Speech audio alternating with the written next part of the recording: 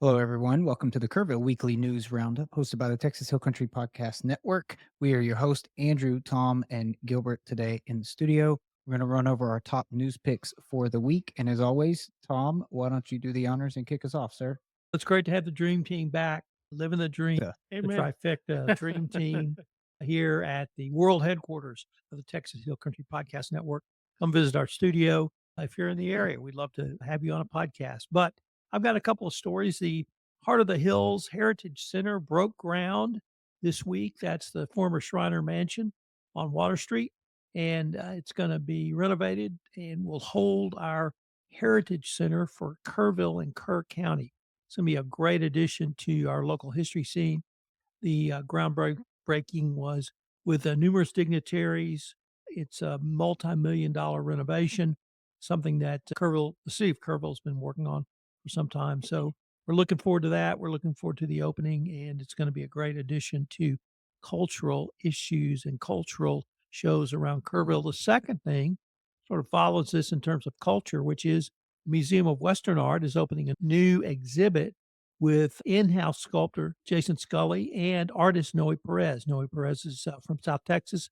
Jason, of course, as I mentioned, is the in-house sculptor for the Museum of Western Art. We'll have two different media, sculpture and paintings.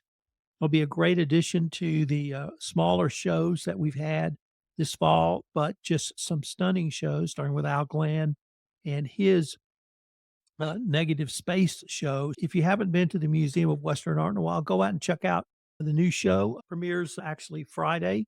November 15th is the grand opening of the show in the evening, and then it'll be open to the public starting on Saturday, the 16th, and it'll run through mid-December. That's what I got for you, Andrew. Thank you, Tom. Gilbert, what do you got for us this Um, week? I've got two stories for us. One is the new city murals.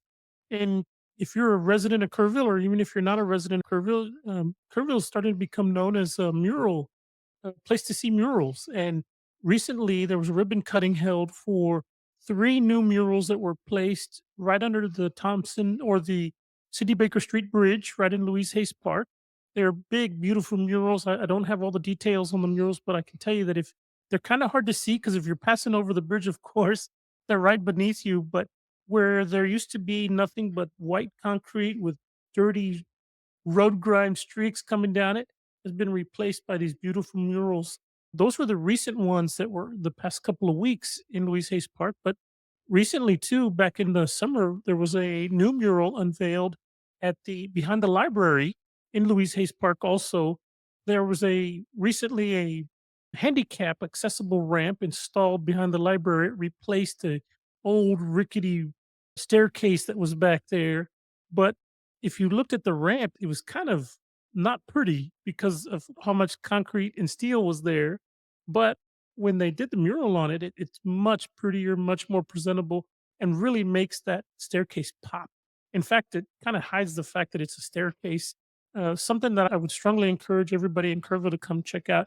And in case you didn't know, there's also other murals that have been put in place at the parking garage up on the fifth level. There's a beautiful mural of a gecko, I guess it is, that graces one of those side walls there. There again, too, it's kind of hard to see because it's kind of out of the way. But I would encourage everybody to drive into the parking garage and go to the top level and see that mural that's there. That one's been there for about a year, I think. And then, of course, the city of Kerrville sponsors a city art program that is actively promoting and encouraging artists to apply to be the artist for the next murals that are coming up. And there's several more planned for the city of Kerrville over the next couple of years. And I would encourage people to at least appreciate the ones we have. And if you're an artist, maybe consider applying to be the next artist for one of these other murals that are coming up. That's story number one. Story number two is a bit of business news. And if you hadn't heard, this week it was announced that Corey Edmondson, the CEO of Peterson Hospital here in Kerrville, is going to be leaving us and moving to, I believe it was Wichita Yeah, Falls, I think and that's right. a regional hospital in Wichita Falls, which of course is in North Texas.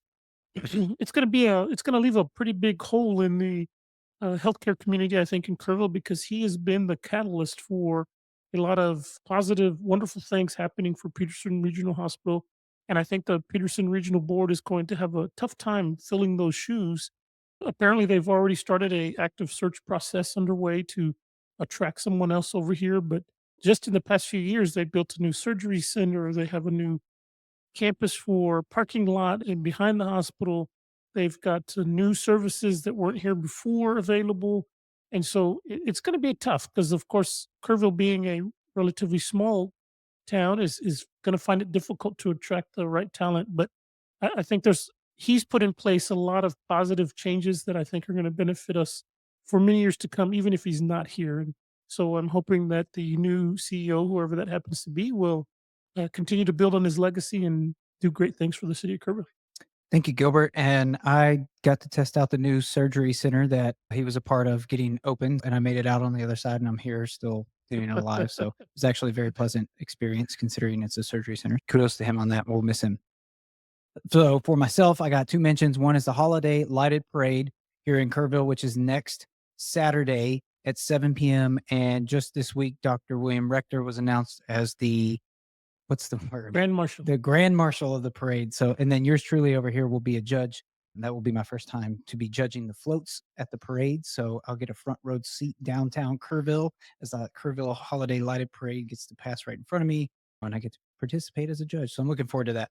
Number two is that the Tivy Antlers are playoff bound. So their our high school football team, the Tivy Antlers here in Kerrville, left just not that long ago, an hour or two ago this afternoon to head to Corpus Christi to battle the Buccaneers, and that kickoff playoff game this evening starts at 7 p.m. So I think there's plenty of Tivy fight never dies and Tivy pride to go around as the Antlers enter playoff territory this year. So we'll see how that plays out. There was a lot of parents and family and friends and loved ones of the Tivy players out on Sidney Baker cheering them on. As you drive out of town. There was a lot of them in the different parking lots waving flags and signs and had shirts and honking and waving. I saw a fire truck. I saw a fire truck with flags, Tivy flags off of it. That was ahead of the bus, the charter buses. Well. Yes. Good luck to Tivy tonight. So that'll do it for me and stories for me this week. You guys got anything planned for the weekend that's noteworthy? We're having the reincarnation of the Southwest Conference this weekend as the University of Texas travels to Fayetteville to play University of Arkansas Razorbacks. First season game in a couple of years. The rivalry used to be great. It got scuttled when the Southwest Conference imploded back in the 90s. So it's good to feel some hate. It's good to feel some passion. I regret when he stomped the pigs. Good to feel some hate, quote Tom Fox. Yeah, that's great. I know you're excited for this weekend, so I might be monitoring that a little bit. We'll see how that turns out. Okay. All right, guys. You got anything to add? Just celebrating family. I was going to say, my beautiful daughter is celebrating her 15th birthday this weekend, and we're going to have a quinceañera for her. So yeah, it's going to be fun. The quinceañera. Is she paying for it? Absolutely not. We'd be having donuts if she was paying for it. You send her the bill in the future. I'm going to take it out of her college fund. That'll be exciting. And my wife and myself may or may not make an appearance there. That is all we got scheduled this weekend. The weather has been amazing this week, so hopefully that carries on into the weekend. I'm really looking forward to getting out and enjoying some sun that's not too much with a little bit of fall breeze. Some consistently cool weather would be nice. It would be. Okay, and with that, we'll do it for us this week. Thank you guys for tuning in. Don't forget, interact with us, share our content, helps other people find the show and the podcast network. And don't forget as well that we can help you produce your own podcast if you're interested in doing so. You just have to contact us, reach out to us on any of our platforms. Take care. Have a great weekend. We'll catch you next week.